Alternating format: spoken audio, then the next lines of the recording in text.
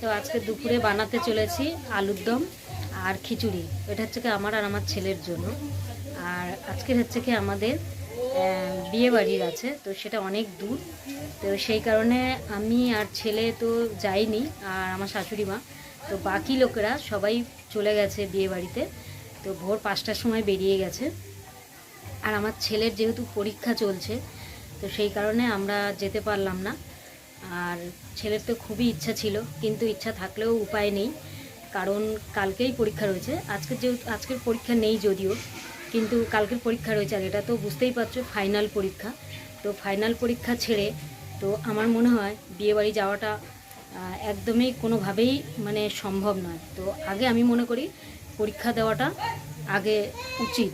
আর তো বিয়েবাড়ি লাইফে অনেক আসবে, এরকম আনন্দ, এরকম অনেক কিছুই আসবে অনুষ্ঠান বাড়ি, কিন্তু তো আগে সবার আগে যেটা দরকার তো সেটাই করা উচিত।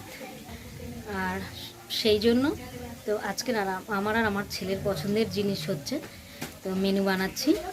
আর আমার শাশুড়ি মা আবার খিচুড়ি তো খুব একটা মানে পছন্দ করেন না, তো সেই জন্য ওনার জন্য কি বানাচ্ছি তো চলো তোমাদেরকে দেখাই।